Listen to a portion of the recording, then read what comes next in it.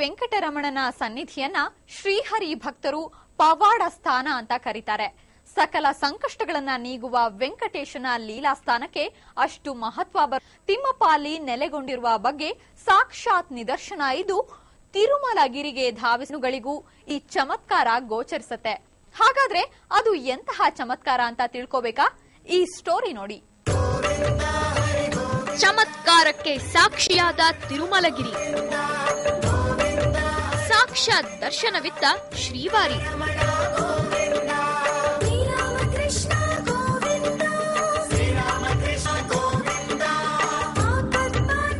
7 ಬೆಟ್ಟಗಳಲ್ಲಿ ಕಾಣ್ತಾನೆ ತಿಮ್ಮಪ್ಪ. ಭಕ್ತರ ಕಣ್ಣಿಗೆ ಕಾಣಿಸಿತು ದೈವ ಸ್ವರೂಪ.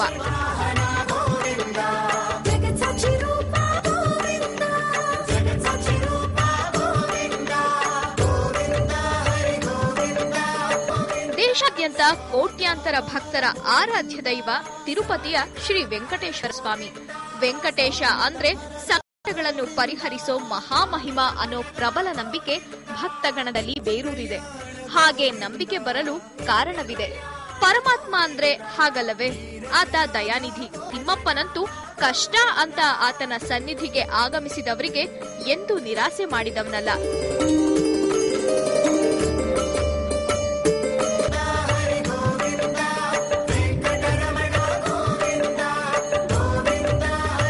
ಯಾಕಂದ್ರೆ ತಿಮ್ಮಪ್ಪ ಲೀನನಾಗಿರೋ 7 ಬೆಟ್ಟಗಳ ಕಣಕಣದಲ್ಲೂ ಆತನ ಕೃಪೆಯ ಮಹಾಸಾಗರವೇ ಅಡಗಿದೆ.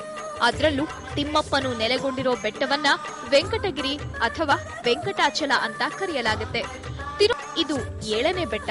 ಅಲ್ಲದೆ ಈ 7 ಬೆಟ್ಟಗಳು ಸಪ್ತರ್ಷಿಗಳು ಅಂತ ಭಾವಿಸಲಾಗುತ್ತೆ. ಅದಕ್ಕೆ ತಿಮ್ಮಪ್ಪನನ್ನು ಸಪ್ತಗಿರಿ ನಿವಾಸ ಅಂತ ಸ್ತುತಿಸೋದು. ತಿರುಪತಿಯ 7 ಬೆಟ್ಟಗಳಲ್ಲಿ ಶಿವಭಕ್ತ ವೃಷಭಾಸುರನ ಹೆಸರಲ್ಲಿ ಆದದ್ದೇ ವೃಷಭಾದ್ರಿ.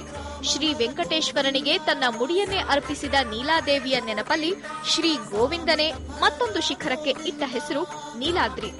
ನಾಗಗಳನ್ನು ಕೊಂದ ಪಾಪ ಪ್ರಾಯಶ್ಚಿತ್ತಕ್ಕಾಗಿ ತಪಸ್ಸು ಮಾಡಿದ ಶಿಖರ ಗರುಡಾದ್ರಿ ಅಂತ ಕರೆಯಲ್ಪಡ್ತು.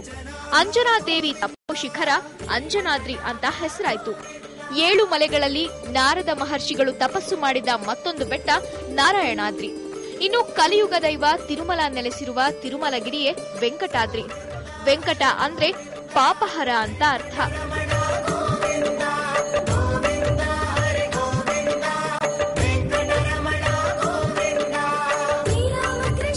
ಈ 7 ಬೆಟ್ಟಗಳಲ್ಲಿ ಒಂದಾದ ಶೇಷಾದ್ರಿಯಲ್ಲಿ ಅಪ್ರತಿಮ ಚಮತ್ಕಾರವೊಂದು ತಿರುಪತಿಗೆ ಭೇಟಿ ಕೊಟ್ಟ ಭಕ್ತರ ಕಣ್ಣಿಗೆ ಕಾಣಿಸ್ತು.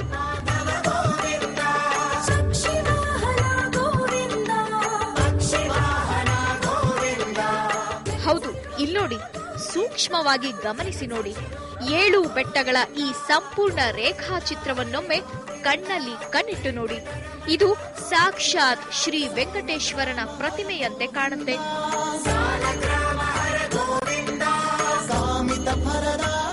ಇಡೀ ಬೆಟ್ಟವೇ ಬಾಲಾಜಿಯ ಮುದ್ದು ಮುಖದ ತದ್ರೂಪಿನಂತೆ ಕಾಣುತ್ತೆ. ಈ ರೀತಿ ಕಾಣೋಕೆ ಮನುಷ್ಯನ ಯಾವ ಕೆತ್ತನೆಯೂ ಕೆಲಸ ಮಾಡಿಲ್ಲ. ಇದು ನಿಸರ್ಗ ನಿರ್ಮಿತ. ಸಾಕ್ಷಾತ್ ವೆಂಕಣ್ಣನೇ ಇಲ್ಲಿ ನೆಲೆಸಿರೋದಕ್ಕೆ ಸಾಕ್ಷಿ. ಹಾಗಾಗಿ ನಿತ್ಯ ಲಕ್ಷಾಂತರ ಭಕ್ತರು ತಿರುಪತಿಗೆ ಧಾವಿಸಲು ಮತ್ಯಾವುದೇ ಕಾರಣ ಬೇಕಿಲ್ಲ ಅನ್ಸುತ್ತೆ. ಯಾಕಂದ್ರೆ ಇಲ್ಲಿ ಭಗವಂತ ನೆಲೆಗೊಂಡಿರೋದು ಸತ್ಯ ಸತ್ಯ ಸತ್ಯ ಇದು ಸಾರಿ ಹೇಳುತ್ತೆ.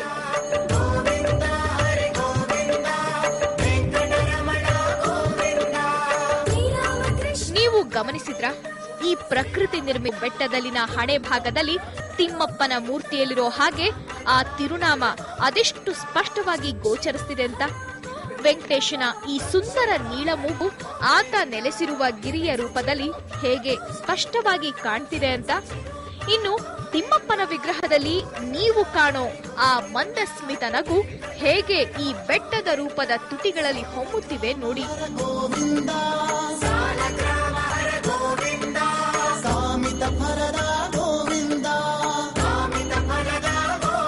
ಪ್ರಕೃತಿಯಿಂದಾಯ್ತು ಶ್ರೀನಿವಾಸನ ದರ್ಶನ. ಧನ್ಯರಾದ ಭಕ್ತರಿಂದ ಮನಸಾರೆ ನಮನ. ಇದನ್ನು ಅದ್ಭುತ ಅನ್ನಬೇಕೆ ಅಥವಾ ಪ್ರಕೃತಿಯ ಚಮತ್ಕಾರ ಅನ್ನಬೇಕೆ ಗೊತ್ತಿಲ್ಲ. ಆದ್ರೆ ಪ್ರಕೃತಿಯ ಈ ಮ್ಯಾಜಿಕ್ ಅನ್ನು ಕಂಡ ಭಕ್ತರಂತೂ ಧನ್ಯೋಸ್ಮಿ ಅಂತಿದ್ದಾರೆ. ತಿರುಪತಿ ಆದಿವರಾಹ ಕ್ಷೇತ್ರವಿರೋ ತಾಣ. ತಿರುಪತಿಯಲ್ಲಿ ತಿರುಮಲನಿಗೂ ಮುನ್ನವೇ ವರಾಹಸ್ವಾಮಿ ಆರಾಧ್ಯ ದೈವವಾಗಿದ್ದು ಜನಜನಿತ.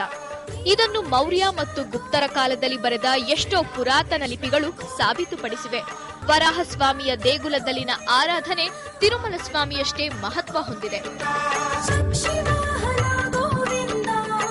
ತಿರುಪತಿ ಅಪಾರ ಮಹಿಮೆಯುಳ್ಳ ತಾಣ. ತಿಮ್ಮಪ್ಪನ ಮೂರ್ತಿ ಇರೋ ದೇಗುಲದ ಗರ್ಭಗೃಹವನ್ನಂತೂ ವರ್ಣಿಸೋದು ಅಸಾಧ್ಯ. ಆನಂದ ನಿಲಯ ದಿವ್ಯ ವಿಮಾನ ಅಂತ ಇದನ್ನ ಕರೆಯಲಾಗುತ್ತೆ.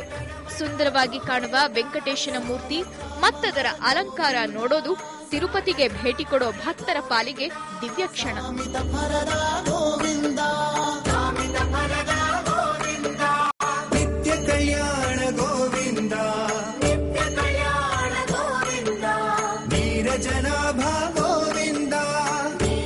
ತಿರುಪತಿಯಲ್ಲಿ ಚಿನ್ನದಲ್ಲಿ ಮಾಡಲ್ಪಟ್ಟ ಮೂರ್ತಿಯನ್ನ ಬ್ರಹ್ಮೋತ್ಸವದಂತಹ ವಿಶೇಷ ಸಂದರ್ಭಗಳಲ್ಲಿ ಅತಿ ಸುಂದರವಾಗಿ ಅಲಂಕರಿಸಿ ಪೂಜಿಸಲಾಗುತ್ತೆ. ಆಗ ಶ್ರೀನಿವಾಸನ ಮುಡಿಯನ್ನು ಅಲಂಕರಿಸೋದು 30 ಕೋಟಿ ಮೌಲ್ಯದ ವಜ್ರ ಖಚಿತ ವಿಶೇಷ ಕಿರೀಟ. ಪುರಾಣಗಳಲ್ಲಿ ವೆಂಕಟೇಶ ನೆಲೆಸಿರುವ ಪರ್ವತವನ್ನ ಕೈಲಾಸದಿಂದ ವಿಷ್ಣುವಿನ ವಾಹನ ಗರುಡನೆ ಹೊತ್ತು ತಂದು ಭುವಿಗಿಳಿಸಿದ ಅನ್ನೋ ಪ್ರತೀತಿ ಉಂಟು. ಈ ಸಪ್ತಗಿರಿಗಳು ಶ್ರೀಹರಿಯ ಶಯನವಾದ ಆದಿಶೇಷನ ಸಂಕೇತ ಅಂತ ಕೂಡ ಭಾವಿಸಲಾಗುತ್ತೆ. ಶ್ವೇತ ವರಾಹಾವತಾರದಲ್ಲಿ ಶ್ರೀಹರಿ ಕೆಲಕಾಲ ಭೂಮಿಯಲ್ಲಿ ನೆಲೆಸಿದ್ದ ಎನ್ನಲಾಗುತ್ತೆ. ಶ್ರೀನಿವಾಸನ ಮಡದಿ ಲಕ್ಷ್ಮೀದೇವಿ ತಿರುಚರನೂಲಿ ನೆಲೆಸಿದ್ಲು. ಸಾಕ್ಷಾತ್ ನಾರದನೇ ಈ ಮಲೆಗಳಲ್ಲಿ ನೆಲೆಸಿ ವೆಂಕಟೇಶನ ಸೇವೆ ಮಾಡಿದ್ದ ಅನ್ನೋ ಕಥೆಯೂ ಉಂಟು. ಹೀಗೆ ತಿರುಮಲಗಿರಿ ಮತ್ತು ವೆಂಕಟೇಶ್ವರನಿಗೆ ಸಂಬಂಧಿಸಿದ ಅದೆಷ್ಟೋ ಮಹಿಮಾಭರಿತ ಕಥೆಗಳು ನಮಗೆ ಸಿಗ್ತವೆ. ಇನ್ನು ಇಷ್ಟೆಲ್ಲಾ ಶಕ್ತಿ ಇರೋ ಈ ದೈವಸ್ಥಾನದಲ್ಲಿ ಯಾವುದೇ ಅಕ್ರಮ ಮತ್ತು ಅಪವಿತ್ರ ಚಟುವಟಿಕೆಗಳು ನಿಷೇಧಿತ.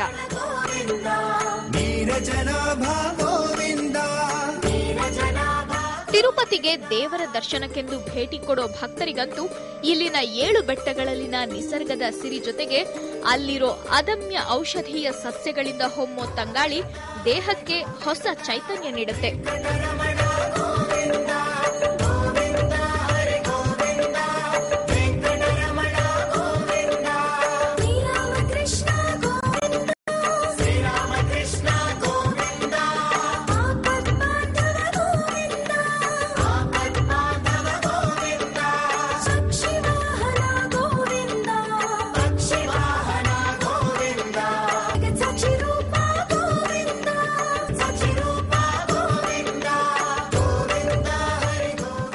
ದೇವರ ದರ್ಶನಕ್ಕೆ ಬರೋ ಭಕ್ತಾದಿಗಳು ಸಾಕು ದರ್ಶನ ಮಾಡೋ ವ್ಯವಸ್ಥೆ ಉಂಟು. ಆದ್ರೆ ಹಾಗೆ ಬರೋ ಭಕ್ತರು ಜೀನ್ಸು, ಟಿ ಶರ್ಟ್ನಂತಹ ಉಡುಪುಗಳನ್ನ ಧರಿಸುವಂತಿಲ್ಲ. ಗಂಡಸರು ಪಂಚೆ, ಶಲ್ಯದಂತಹ ಸಾಂಪ್ರದಾಯಿಕ ಅಥವಾ ತೀರಾ ಸಾಮಾನ್ಯವಾದ ಪ್ಯಾಂಟ್ ಅನ್ನ ಧರಿಸಬಹುದು. ಹೆಂಗಸರು ಸಲ್ವಾರ್ ಅಥವಾ ದಾವಣಿ, ಸೀರೆ ಉಟ್ಟು ಬರಬೇಕು. ಭಗವಂತ ವೆಂಕಟೇಶ ತನ್ನ ಭಕ್ತರಿಂದ ಸಾವಿರಾರು ನಾಮಾವಳಿಗಳಿಂದ ಕರೆಸಿಕೊಳ್ತಾನೆ. ಮಹಾ ಮಹಿಮಾ ಅಂತ ಪ್ರಖ್ಯಾತಕಾರಗಳಲ್ಲಿ ಒಂದಾದ ಈ 7 ಬೆಟ್ಟಗಳಲ್ಲಿ ಮಂದಸ್ಮಿತ ನಗೆ ಬೀರುತ್ತಾ ನಿಂತಿರೋ ತಿಮ್ಮಪ್ಪನ ಸ್ವರೂಪ ವೆಂಕಟೇಶನ ಮತ್ತೊಂದು ಲೀಲೆ ಅನ್ನಬಹುದು ಅಲ್ವಾ?